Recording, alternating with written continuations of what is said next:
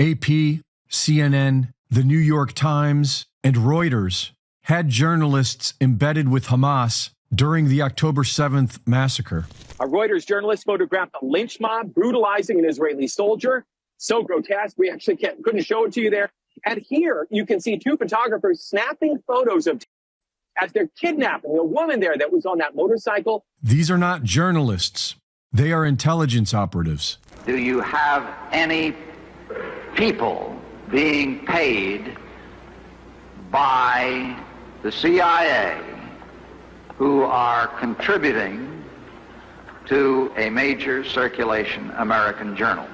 We do have people who submit pieces to American journals. Do you have any people paid by the CIA who are working for television networks?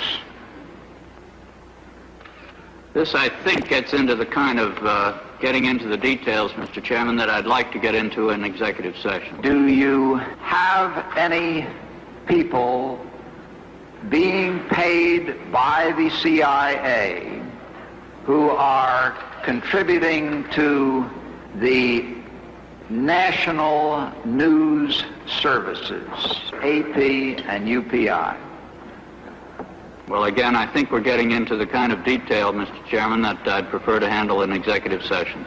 These hearings are from 1975. CIA control of the media has been going on for quite some time now.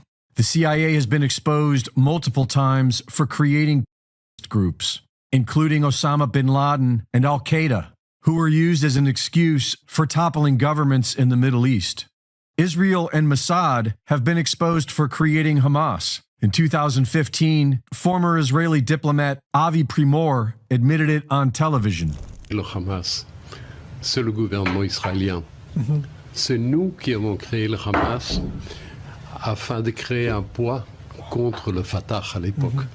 If you look at the history, you'll find out that Hamas was encouraged and really started by Israel because they wanted Hamas to counteract Yasser Arafat. You could call it a false flag, the Hegelian dialectic, or problem-reaction solution. But this is how wars are sold to the public, and it's been going on for all of recorded history. If we proceed as we are trying to right now, and we go to war with Iran, which seems to be the widespread wish on the Hill by everybody, Russia is not going to stand by and allow Iran to take us on alone. Remember, Iran has stood by Russia throughout the Ukraine conflict. That means that Russia will also probably back the Turks when the Turks decide to enter, although we know that Mr. Putin has urged Mr. Erdogan to reconsider and have some patience and give it time. Whether or not Mr. Erdogan will follow that advice, I don't know, but if the Iranians and the Turks are both committed, I suspect that Russia will stand by them. Now, will Russia directly confront us? I don't know, but you can get very confused at sea in the Mediterranean. You've already got Russian vessels out there, not very many, certainly Russian submarines. You have Turkish vessels and Turkish submarines. I don't know what else is out there besides us and the Israelis, but it's a small area. I mean, if you're an admiral in the U.S. Navy, you look at the Eastern Mediterranean and say, this place is a puddle. Where does the United States Navy like to operate? The Pacific and the Atlantic. There's plenty of space. That's where we enjoy a huge strategic advantage over anyone else in the world. We don't have that in the Mediterranean. So I think there's thinking in Washington finally that perhaps we've gone too far too fast. But if you're going to restrain Mr. Netanyahu, you have to tell him, look, either you agree to a ceasefire, we sit down, we come up with a conference to sort this child out, or we withdraw our carriers, which means he's on his own. And remember, from his standpoint, the carriers are vital if he is going to take on Hezbollah simultaneously. That's his biggest worry in the short run. Of course, Hezbollah shrinks to not insignificance, but to a much smaller problem if he has to deal with both Turkey and Iran. And to what degree now does public opinion, how is it influenced, in your view, by what has happened with the emergence of such strong anti-Israel, pro-Palestinian radicalism on college campuses, university campuses, the national media, and the Democrat Party, which is obviously aligned with them? Well, it's funny you bring that up. A friend of mine, he's a nice person. He's made lots of money. I've known him for about 40 years. And he said, Doug, where did all these Muslims come from? How could this happen? What is going on these campuses? And I said, well, we've had a problem. It's called immigration. Immigration is coming back to haunt us. We've invited legally and illegally all sorts of people into the country who have agendas that are fundamentally antithetical to our interests. In other words, they're bringing their conflicts, their hatreds, their bitterness with them into the United States. Same thing is happening in Europe.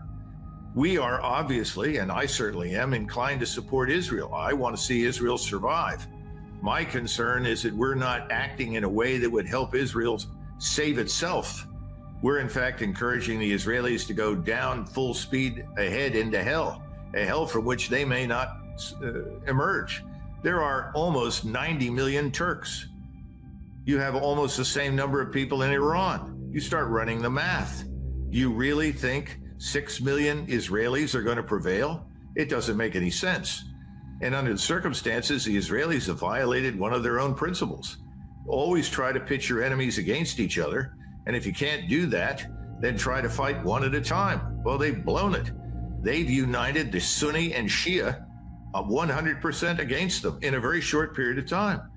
And I don't think it's a battle I'd want to take on under any circumstances. It's a loser from my standpoint. And, you ask about public opinion. Public opinion in the Muslim world is obvious. Public opinion in the United States, that's hard to gauge. How enthusiastic will Americans be about being drawn into a major regional war? How long before somebody figures out that we have almost no army? How are we going to field something that will make a difference? Where are we going to put these troops? How do they enter the theater?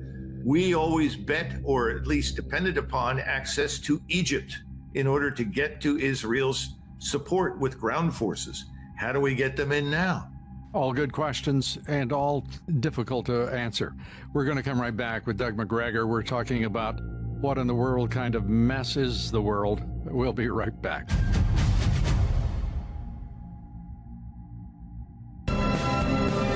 We're back now. We're talking with Colonel Doug Macgregor. And he is raising serious issues, strategic issues, fundamental issues about what U.S. policy is and what our power truly is, military and political power, geopolitical power here, and can we influence outcomes? That's what it boils down to. Doug, your thoughts right now about going to war with the commander-in-chief. This is not a political question. This is a strategic question, a basic national security question. No, that's right.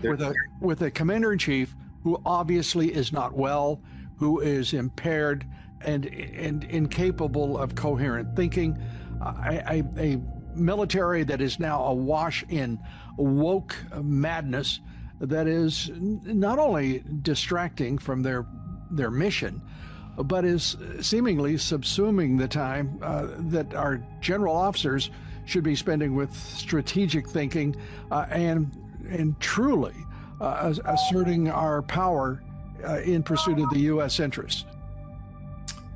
The word strategy is the key word. Normally, you want to think through carefully what you really want to achieve. In other words, when you're finished doing whatever you propose to do, what do you want the place to look like? What are we trying to achieve? In my judgment, in the region, our long-term strategic goal is to preserve the existence of Israel. That should be uppermost in both our minds and the minds of the Israelis. That's not where we're thinking right now. We're emoting.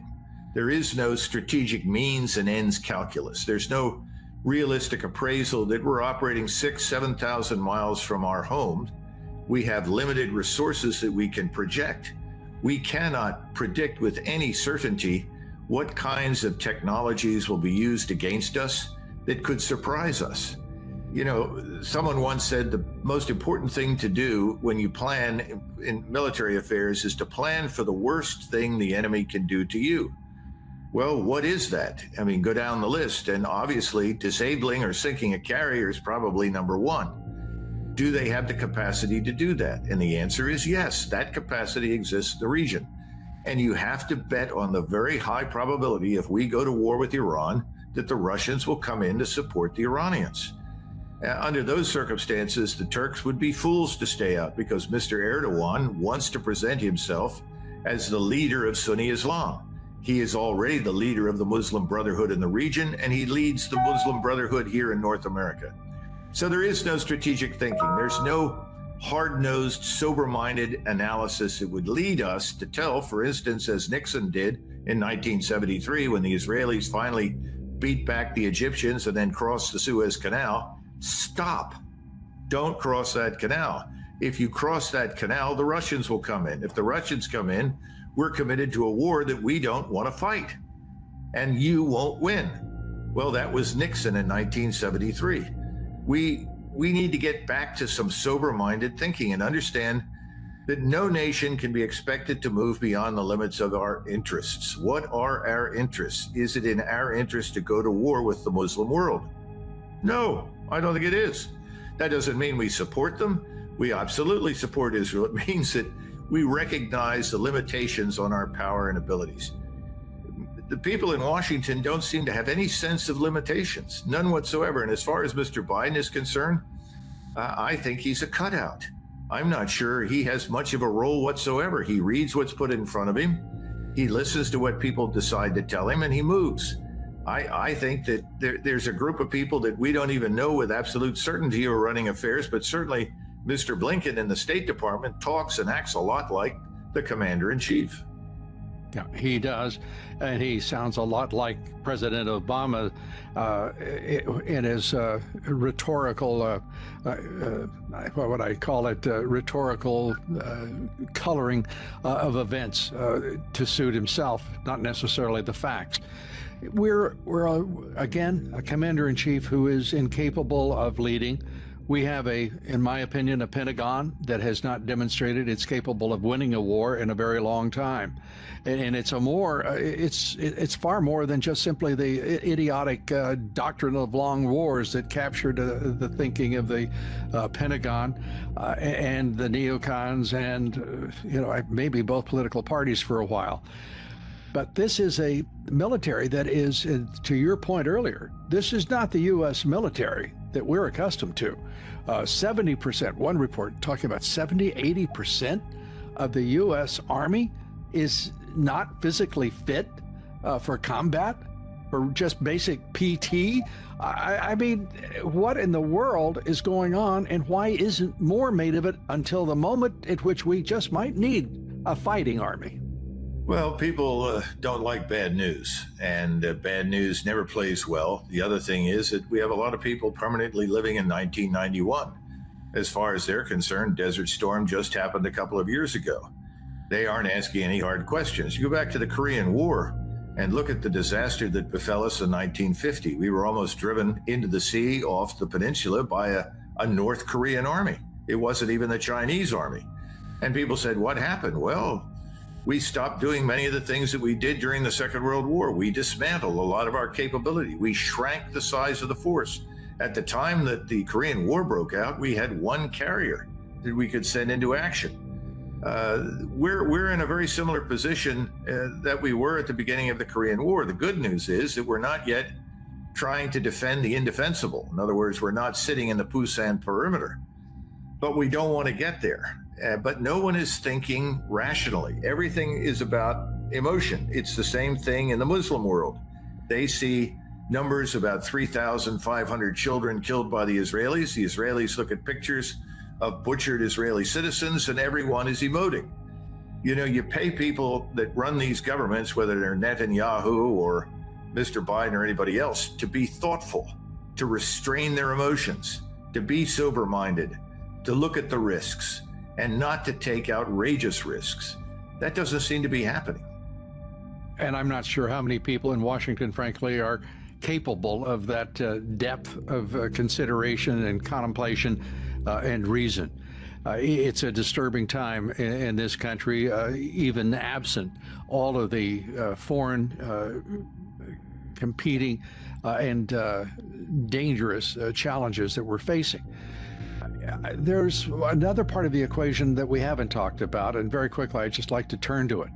There is the assumption that the United States would simply react conventionally, predictably, and that somehow the enemy is highly predictive here. And I'm talking about, obviously, tactical nuclear weapons, because this has to be a standoff. I believe, and I want to get your view, I believe whatever we do from here on for the United States, because of what we've talked about, the weakness of our traditional army, the limitations that are so many, that it has to be a standoff war, bringing technology and brute power to the battlefield immediately, because we know that the doctrine of the long war is a loser every time for the United States. Oh, you're 100% right. And I think we do want to rely on standoff fires, standoff attack, precision strike. The problem is that there's no evidence that that wins wars. In 1991, we launched 40 days and 40 nights of precision strike all over Iraq, and it fundamentally did not dislodge the Iraqi military from its positions in Kuwait. We had to go in on the ground.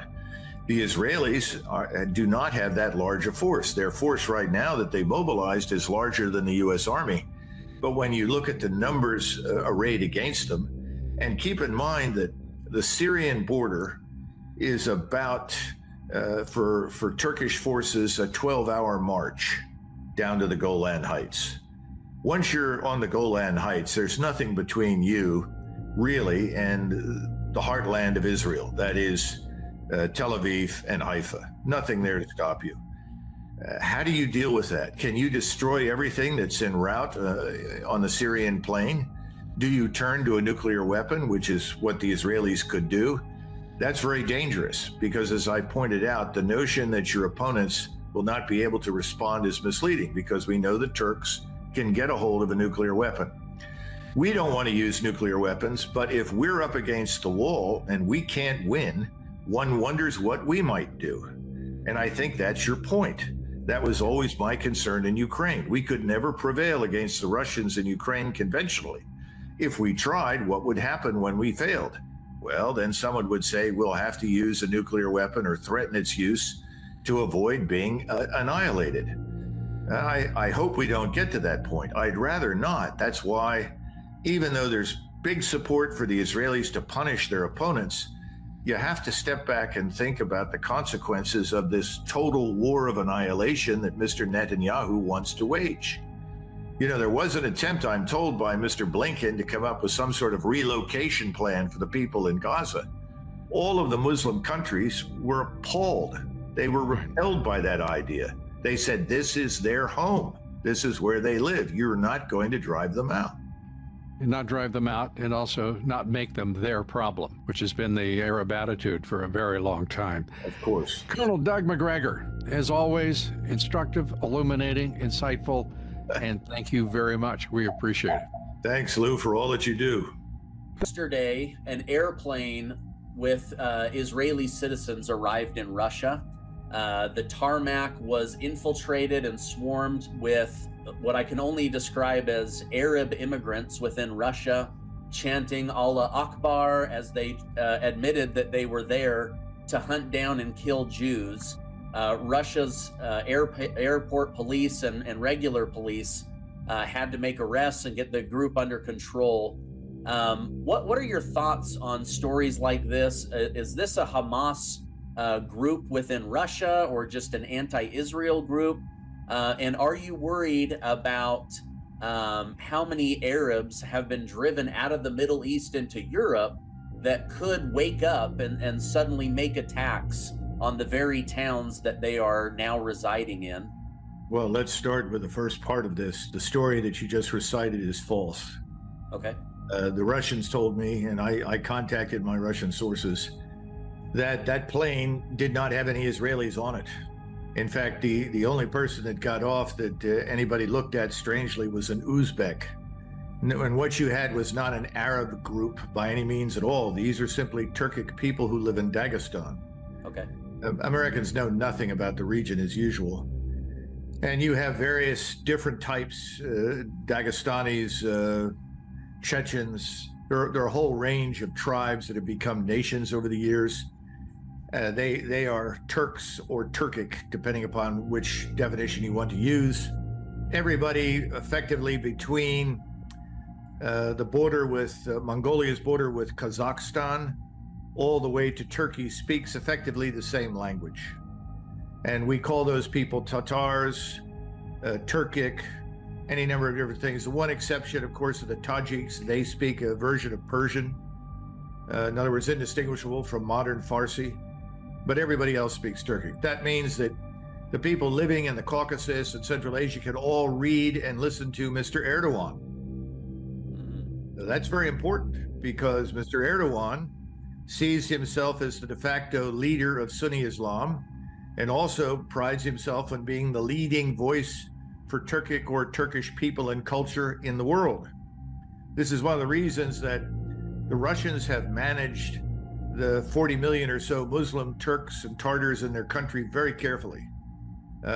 Russia normally has no difficulty whatsoever with this, but I suspect that they've been listening to Mr. Erdogan, and they went there enraged at what is happening in Gaza, and they're not unique. And I would not confuse the rage at what the Israelis are doing in Gaza with anti-Semitism. It's in the interest of Israelis to brand everything as anti-Semitism, but there are many places in the world where Jews are completely safe, and I would include most of Central Asia in that category. No one objects to Jews, but there are lots of objections to things the Israelis do. So that's another distinction that we don't bother to make in the press. And if you turn on the mainstream, nobody keeps you informed about anything.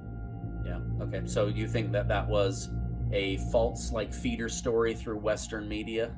I doubt it. I think it's just that these people have been following things through Russian media as well as Turkish media. As I said, if you listen to Mr. Erdogan's speeches, they're very, very inflammatory. They're very nationalistic, but nationalistic in a way that we would regard as internationalist, because he's speaking not just to 90 million Turks in Anatolia. He's speaking to another 100 million plus in Central Asia. And we need to understand that.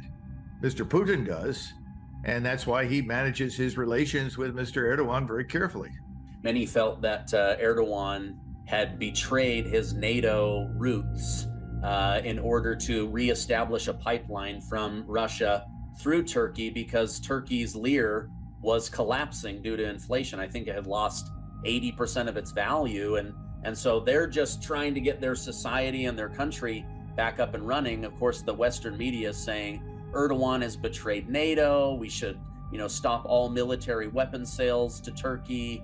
He's playing two different worlds, it seems. NATO is a paper alliance. Let's not impute too much significance to it. It has too many members. It's totally ineffective and dysfunctional.